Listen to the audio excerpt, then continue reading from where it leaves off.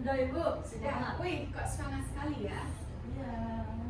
Oke, sebelum memulai pembelajaran pada hari ini, ada baiknya kita berdoa sesuai agama dan percaya masing-masing. Untuk itu Ibu minta tolong kepada ketua kelas untuk mulai memimpin doa pada hari ini. Baik teman-teman, sebelum kita mulai belajar, sebaiknya kita berdoa terlebih dahulu, berdoa dengan yang masing-masing, berdoa dengan baik. Berdoa selesai. Terima kasih ketua kelas. Baik, Ibu akan absen kalian terlebih dahulu ya. Farhan, Hadir Bu. Gia, Hadir Ibu. Emianta. Hadir Ibu. Baik, semuanya hadir atau ada yang tidak sekolah pada hari ini? Ada dari sekolah Ibu. Siapa? Di pen Ibu. Oh, kenapa dia ya? Bakalan hadir Ibu, ada acara. Oh, ada acara. Oke, semoga untuk pertemuan selanjutnya Dipen bisa mengikuti pembelajaran sosiologi pada hari ini. Nah, sebelum itu Ibu punya SBI buat kalian, yang dimana Ibu akan contohkan terlebih dahulu ya. Nah, di sini Ibu ngajarin konsentrasi. Konsentrasi dimulai. Kalian mengatakan seperti itu, baru tepuk tangan. Konsentrasi, konsentrasi dimulai. Mata lihat ke depan, telinga mendengarkan, aku siap memulai gitu. Jangan aku siap memulai. Terus dilanjutkan dengan tepuk diam. Bila aku sudah tepuk diam, maka aku harus diam. Setelah itu Ibu baru melanjutkan ke materi interaksi sosial. Oke? Kalian bisa? Bisa.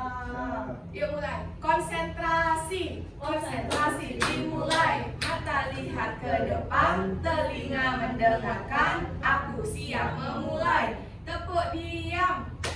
Bila aku sudah tepuk, maka aku harus diam. Oke.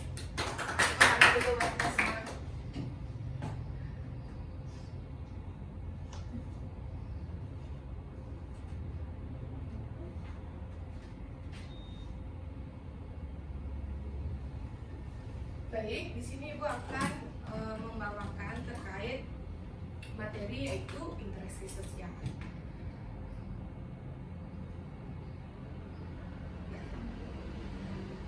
Sebelum itu, Ibu akan menjelaskan terlebih dahulu apa saja tujuan pembelajaran dari interaksi sosial ini. Yang pertama itu adalah bagaimana siswa mampu memahami terkait dengan pengertian dari interaksi sosial. Yang kedua yaitu siswa mampu menyebutkan syarat dan bentuk dari interaksi sosial. Nah, yang ketiga siswa mampu mengidentifikasi dan memberikan contoh yang kalian alami di lingkungan sekitar kalian terkait dengan interaksi sosial. Yang keempat, siswa dapat menganalisis peristiwa yang terjadi di lingkungan masyarakat. Yang keempat, siswa dapat menumbuhkan sikap saling menghargai antara satu dengan yang lainnya. Nah, sebelum itu, apakah kalian sudah mengetahui apa sih itu interaksi sosial? Apakah sudah mengetahui?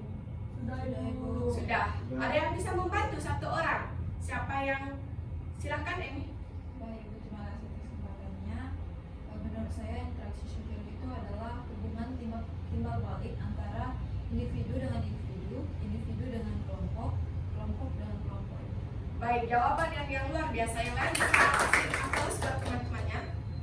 Baik, Ibu akan menjelaskan terkait apa yang sudah dikatakan oleh Emi itu sangat benar sekali. Interaksi sosial adalah hubungan atau kegiatan yang saling mempengaruhi antara dua atau kelompok. Nah, sederhananya artinya di saat kita berkomunikasi, bekerja, itu disebut sebagai interaksi sosial. Nah, adapun syarat terjadinya interaksi sosial, ada dua hal penting syarat menjadi interaksi sosial. Yang pertama itu adalah kontak sosial, yang kedua itu adalah komunikasi. Yang dimana kontak sosial ini adalah hubungan atau pertemuan antara orang atau lebih secara langsung, yaitu tatap muka seperti kita saat ini atau melalui telepon. Nah, mengapa ketika melalui telepon itu dapat dikatakan sebagai interaksi sosial? Apakah ada yang bisa membantu Ibu menjawab? Silakan dia. Dari Ibu, karena pada saat telepon itu adanya kontak sosial walaupun dengan HP dan juga ada komunikasi dan jawaban dari orang yang kita ajak PC. Bagus sekali, silakan teman-teman dicatat terus.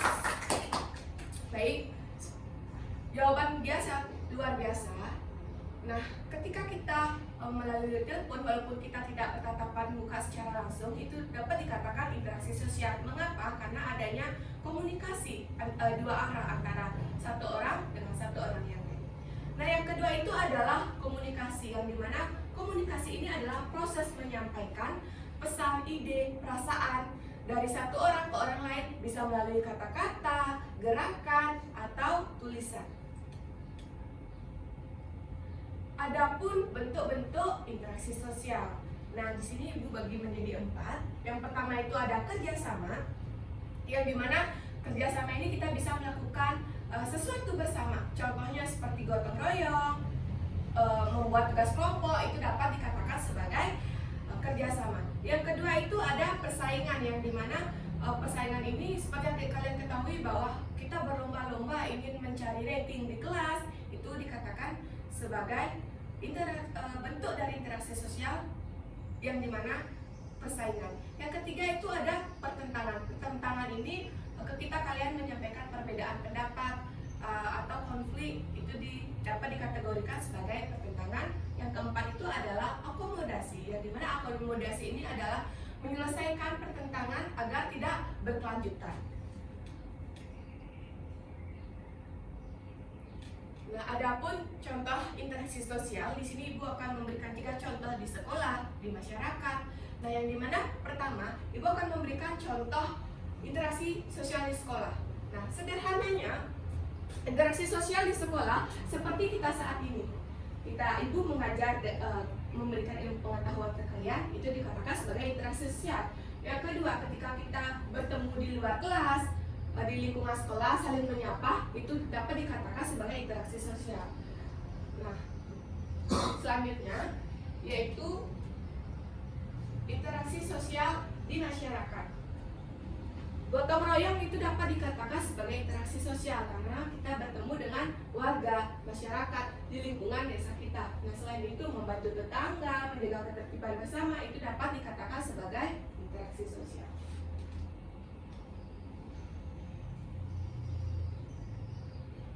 Adapun contoh interaksi sosial di rumah, yaitu adalah ketika kalian membantu orang tua kalian membersihkan lingkungan, membersihkan halaman depan, selain itu berdiskusi dengan keluarga, itu dapat dikatakan sebagai interaksi sosial karena sesuai penjelasan yang di awal tadi yang sudah dijelaskan oleh dia juga, bahwa interaksi sosial itu adalah adanya komunikasi dua arah seperti itu. Nah,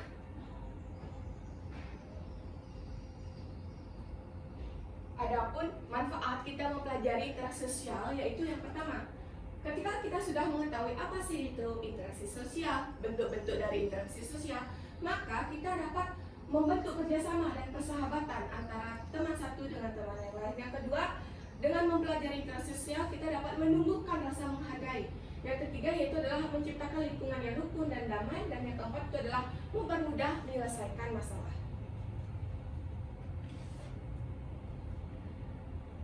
Nah, karena Ibu sudah menjelaskan terkait dengan materi interaksi sosial tadi, sudah mempelajari apa sih syaratnya interaksi sosial, bentuk-bentuk interaksi sosial, Ibu akan memberikan kalian lembar pengerjaan tugas di mana kalian bisa kerjakan secara berkelompok.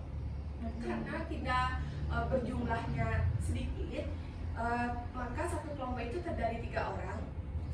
Di sini bisa kalian pasangkan mana sih yang termasuk pola interaksi sosial yang antara individu, kelompok, atau antar kelompok. Nah, untuk tugas ini Ibu berikan waktu 5-10 menit. Apakah cukup? Cukup, Ibu. Oke, silakan ketua kelas untuk bantu membantukan. Silakan dikerjakan. Nanti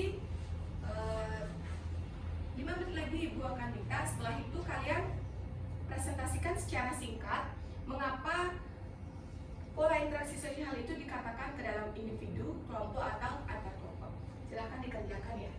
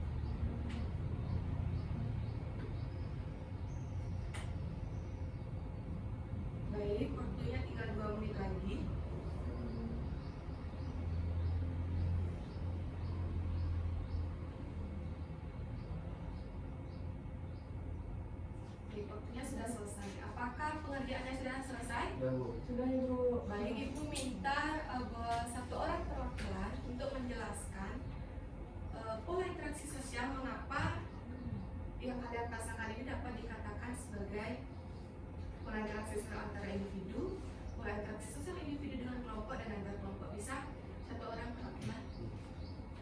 Mohon untuk berdiri dan maju ke depan, Farhan. Bisa dijelaskan secara singkat ya? Ya. Baik, terima kasih Bu. Jadi kenapa kami di sini menghubungkan yang ini dengan sebagai antara individu dan juga antar individu, karena di sini mereka hanya berdua. Kemudian ini individu dengan kelompok itu kami sambungkan di sini karena ini ada beberapa orang yang sedang berinteraksi di sana. Kemudian yang terakhir terhadap kelompok, karena di sini ada regu-regu yang lagi tarik tambang dan juga ini main volley. Dan di sana mereka ada hubungan antar kelompok. Baik, terima kasih Farhan. Presentasinya sangat luar biasa. Baik, di sini Ibu akan jelaskan ulang terkait apa yang sudah dikatakan Farhan itu sangat benar. Nah, ketika pola interaksi sosial antara individu itu hanya ada berdua saja, antara saya contohnya dengan Farhan, itu dikatakan sebagai interaksi sosial antar individu.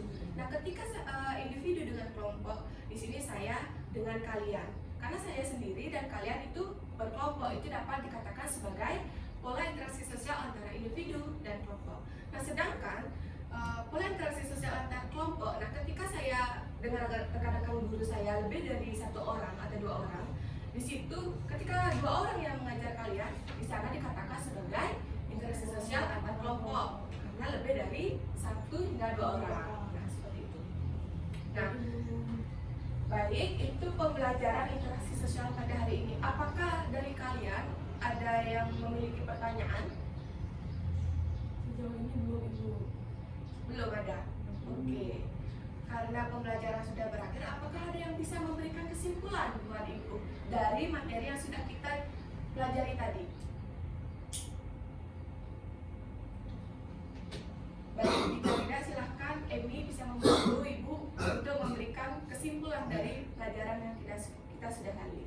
Baik, terima kasih atas kesempatannya Bu. Jadi kesimpulan yang dapat saya jelaskan pada pertemuan pada hari ini yaitu di mana interaksi sosial adalah suatu hubungan timbal balik antara individu dengan individu, individu dengan kelompok, dan kelompok dengan kelompok.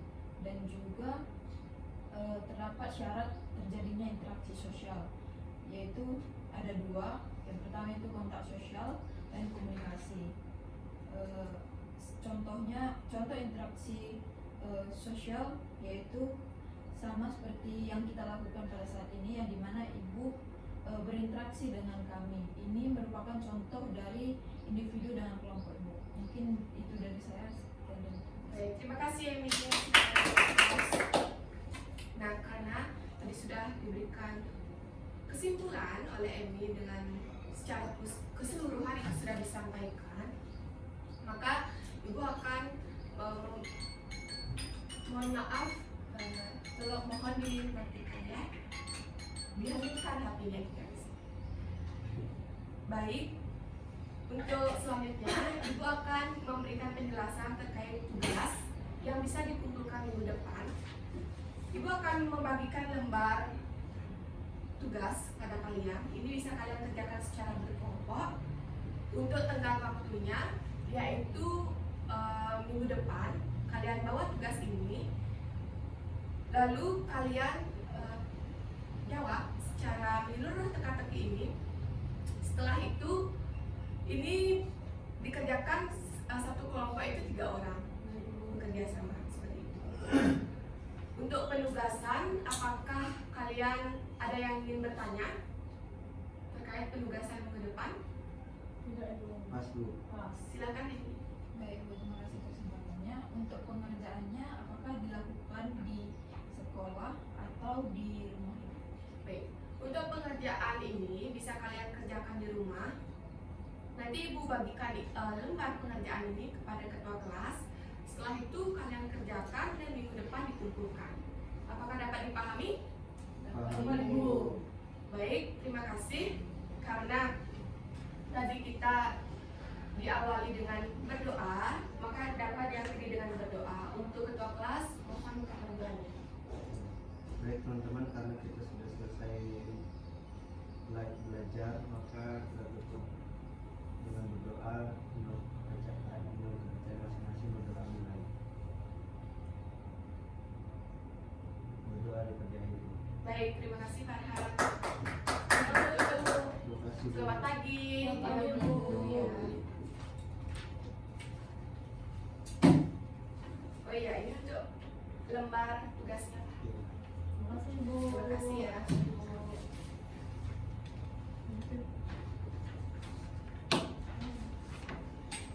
Oke, aplaus untuk ini ya. Waktunya 15 plus 2 menit ya. Oke, selanjutnya siapa lagi?